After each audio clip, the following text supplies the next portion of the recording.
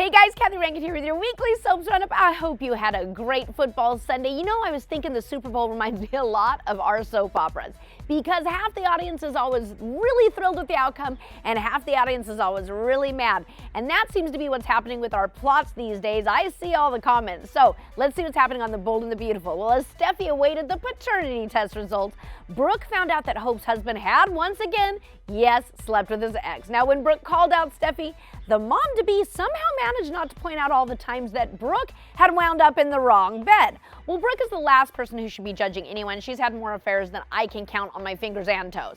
Now, Hope admitted that no matter whose baby Steffy was carrying, she might not be able to forgive Liam, and after Rich told Carter he'd seen Zoe throwing herself at Zende, Carter confronted his fiancée, who begged him for another chance. Coming up, Carter confronts both Zoe and Zende. That should be good.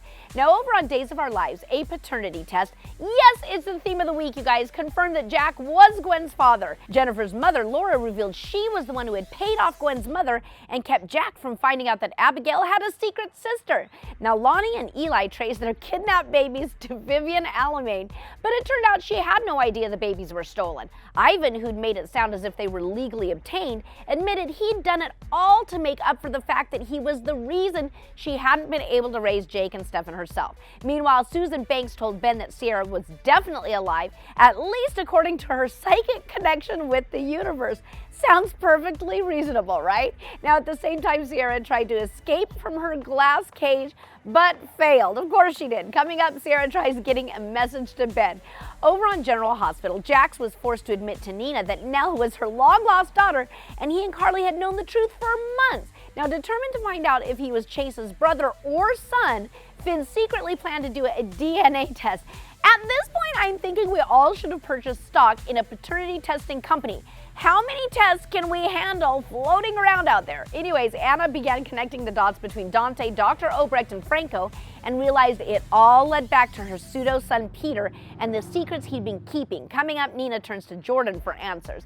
Finally, on The Young and the Restless, after being called out of town to do undercover work, Chance left Abby a note saying she should move forward with their plans to start a family without him. Yeah, okay. After sleeping with Devon, Elena admitted she didn't want to move backwards and said she owed it to herself to figure out if she and Nate had a future together. Maybe she should have decided that before she slept with Devon, I'm just saying. And Theo came back to Genoa City just long enough to tell Sally that a few years back, Kyle had had an affair with an older woman who was married to a ruthless businessman. And that woman had given birth to Kyle's baby. Whoa! Coming up, Bold and Beautiful's Bill Spencer visits Genoa City, which will be all kinds of weird, you guys, since he's the same actor who used to play Brad Carlton on Young and the Restless way back in the day. Do you remember that? Okay, well, apparently the writers don't think we do, so that's only on the soaps that it can happen. We'll see how it plays out. That's it for this week, you guys. Have a great week. We'll see you next time on the Weekly Soaps Roundup.